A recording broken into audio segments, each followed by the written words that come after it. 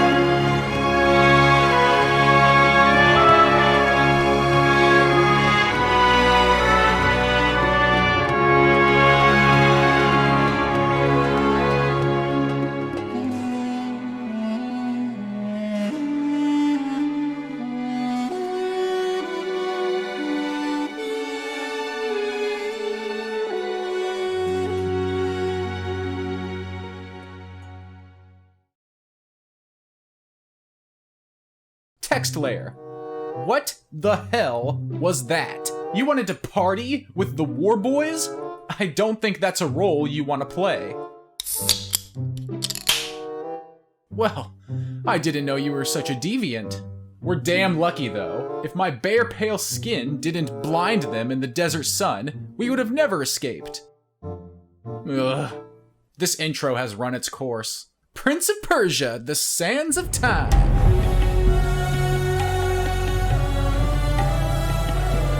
Oh hell yeah, I love this franchise. The Assassin's Creed before Assassin's Creed. And that's factual. According to various sources, Assassin's Creed spawned from Prince of Persia. This was supposed to be a Prince of Persia game, but sometime in development, ideas were changed around to form a new IP. And boy, did Ubisoft find their diamond in the rough with that one. And so for a long time, Prince of Persia was put up on the shelf to make way for Ubisoft's money-making new powerhouse. There have been adaptations in recent years, but they really didn't deliver the magic of the most notable trilogy, to which Sands of Time is the beginning. There are older titles. The first one came out all the way in 1989, and because I wasn't alive at that time, I really have no place in discussing it. But Sands of Time, I am gonna discuss. I played it back then, I just finished it an hour ago, and we're gonna talk about it. So first things first, I really like this menu. It's pretty cool. Gives a taste for the world, it sets up the tone, and it begins by you walking into this room. At first, you're not sure what's going on, but trust me, it'll all become clear. And we immediately segue into our opening cutscene, introducing the player as, well, the Prince of Persia. Oddly enough, we never know his name. He's just referred to as the Prince. I think that's like a marketing decision, so they can keep the character of the Prince many different people, but still synonymous with the title. Just like how there are many different Robins in the Batman universe. It keeps your narrative options open, while still giving you the recognition of the character. Just like this one. And I low-key love this freaking game, Ubisoft. Why haven't you made a sequel to this? I mean, make a fucking sequel to this. This is so good. I love these two. Give me more of these two in my life. Please. What are you doing?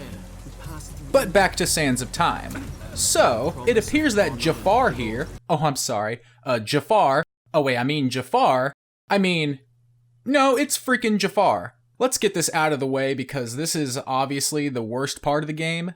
This is the main villain, and if you could not tell that within 2 seconds of seeing him, get your head and eyes checked. Whew, I'm sorry. It's just, man, he's just so cookie cutter, so stereotypical. He is the weakest link. Alright boss, we got the platforming controls down, they're looking great, the combat's pretty good too, graphics are ahead of the time, main character and supporting cast are looking great too.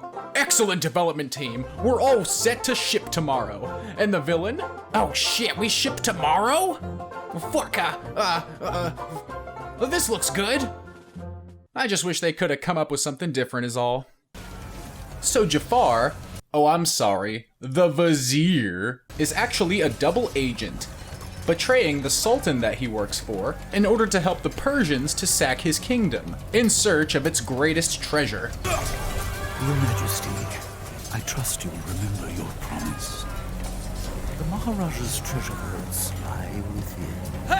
And so our game begins with the prince getting thrust head over heels into this conquest. So this siege is a tutorial of sorts. And you'll come to find out that the platforming and combat are A+ material. Full of wild acrobatics and topped off with that signature wall run. Now that is admirable. I don't know if you've ever tried to run across a wall for 10 feet, but it's not that easy. Well, hell, I get winded just by going up a flight of stairs. So the prince has got them quads of the gods. And there it lay, just out of reach, the dagger of time. Oh ho! Just what we're here for. The Maharaja's greatest treasure, the dagger of time. Well, I don't really know why it's called that. There's no brand name or nothing on it. I mean, this ain't Gucci, but... I mean, it'll do, I get... Uh-oh.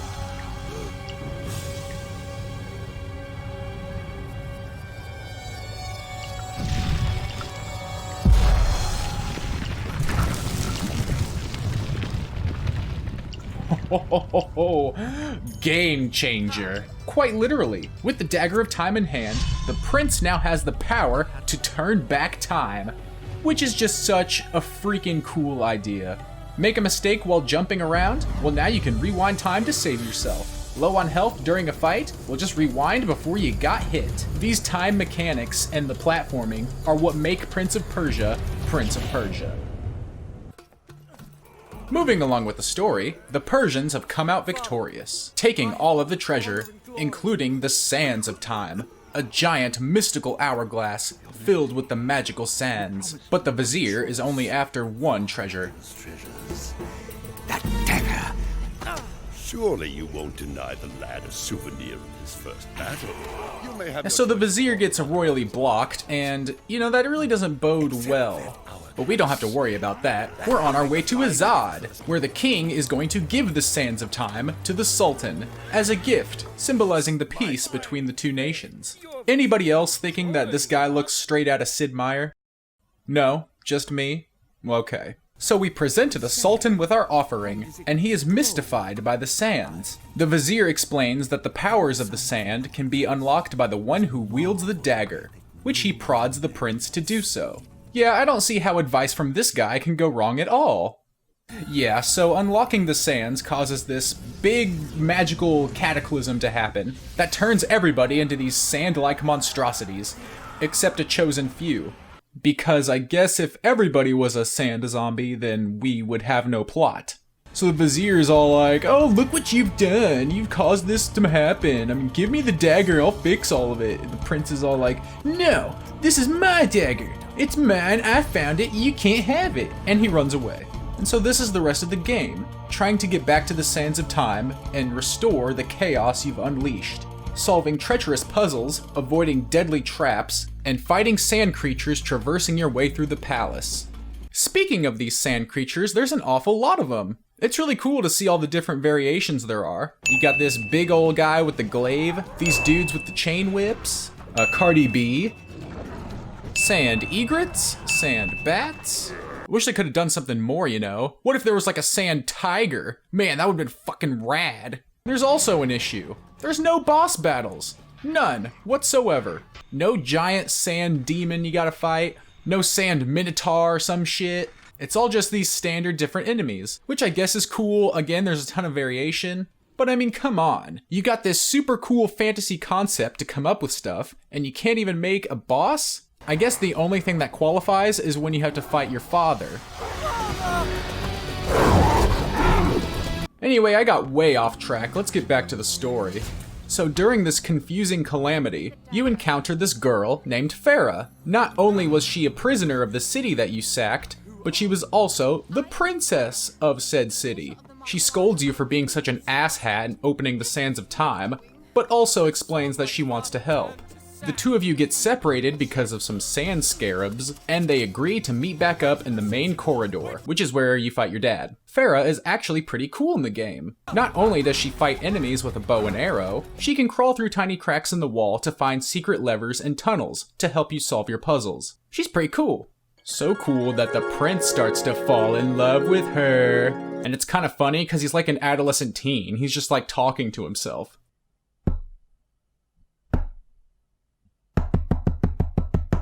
Well, what the hell? Where's my audio? Oh, come on. Did I record with the audio channels not mapped again? Oh, for the love of God.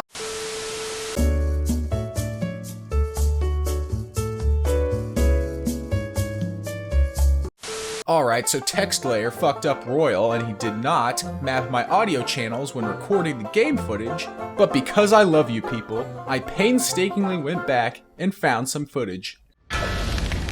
Oh, have you been waiting here all this time? I didn't realize you meant these baths. I went to the other baths, clear across the other side of the city. I had a lovely wash and a rub with fragrant oils. Too bad you weren't there. Stop talking to yourself!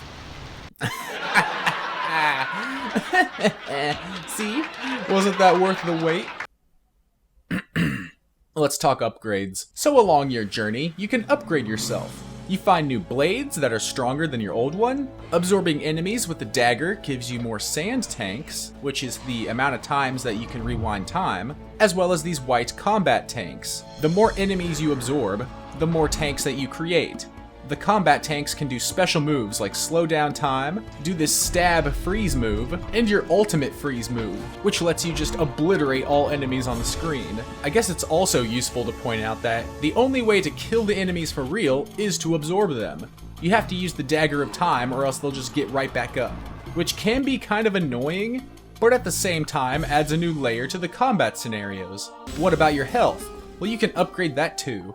Throughout the palace, you find these hidden tunnels that lead you to this strange, bizarre place. You drink from this dirty water fountain, and your health is increased. Never explained what this place is or what magical waters these are, but I'm just gonna assume that it's Twitch Girl bathwater. Oh yeah. And drinking the commoner water restores your health when it's low. Whoa, what the fuck? Oh, that was like a straight out of a Dasani ad. It's time for a story update. Farah and the prince continue their adventure, fighting through several different sections of the palace. The bathhouses, the Hall of Learning, the sewers, all in an effort to reach the Tower of Dawn, where the Vizier has forted himself in with the sands of time. And when you're almost there, you get separated when falling into this prison, and the prince enters his ultimate form.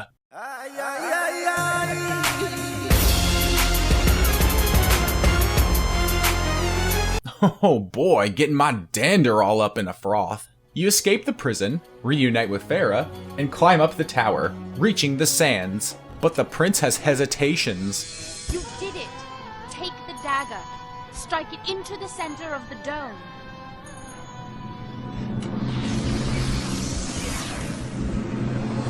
My father's army sacked your palace, captured you as a slave. What? You have every reason to hate me. What are you talking about? Now you want me to trust you. Go on! There's no time! Give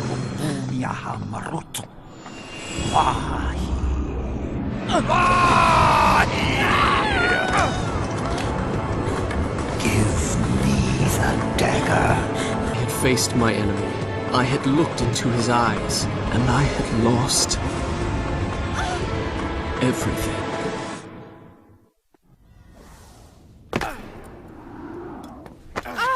And Farah is rightfully pissed. You were there. The dagger was in your hand. Why did you hesitate? The prince says he's sorry, and apologizes for what a fool he is. admitting in the search for honor and glory, he's forgotten what's most dear, that he is the blame for all that's happened. And it's actually some pretty endearing character development. You start to feel for the prince. And despite it all, Farah consoles him. Okay, now this is super important, pay attention. Farah reveals that her mother used to say a certain word as comfort for times when being afraid. Kakolukiam. Kakolukia. Kakolukium. That word's super important, so remember it. And after saying it out loud, Farah suddenly disappears, with the prince searching forward, trying to find her. Which he does. It's beautiful.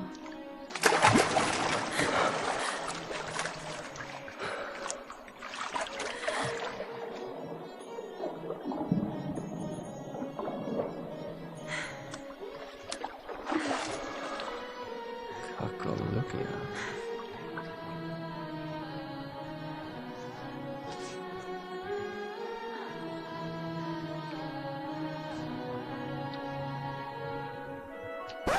But that whole scene turns out to be a mindfuck. And the prince really wakes up to find Farah gone with his blade and the dagger stolen. The final climb of the tower is reaching Farah before she succumbs to her dangerous folly, which she ultimately does.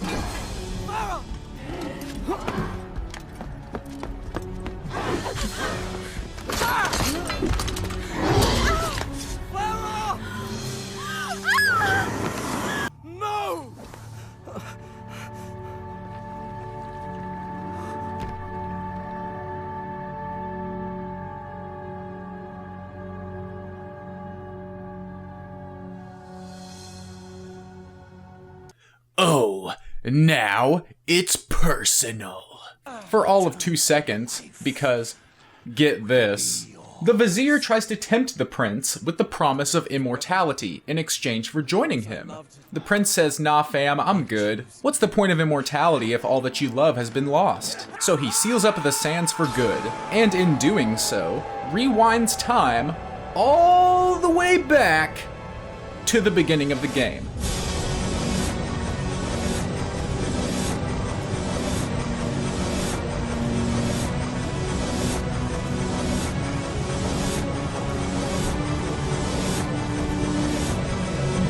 Yup, everything that you've done has been rewound, but the prince still remembers it all.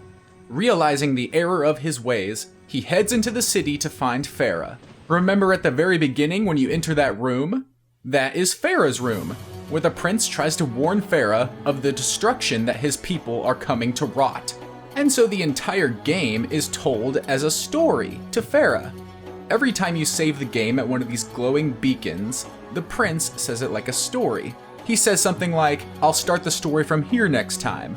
Or if you die, he says, no wait, that didn't happen. At first I thought he was telling the story to his kids or something, but he's really telling it to Farah to explain the situation, and the adventure the two of them have shared in a future yet to happen. But there's one boy who's still big mad. Indeed, I have a simpler version. A Persian soldier, lusting for glory, entered the chambers of the Maharaja's daughter and was slain by me. Remember how I said there was no boss battles? Well, okay, this is a boss battle. I suggest you flee.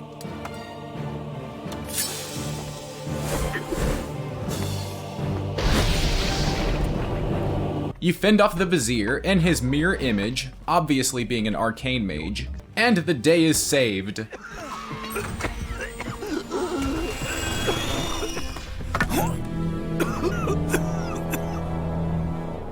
I could have been immortal. But Farah is still uncertain. But why did you invent such a fantastic story? Do you think me a child, that I would believe such nonsense?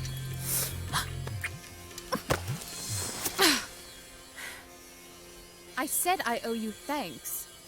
You presume too much. Such a fantastic story. Ooh, sick recovery, bro. You're right. It was just a story.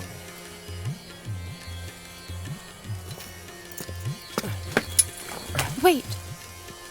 I don't even know your name.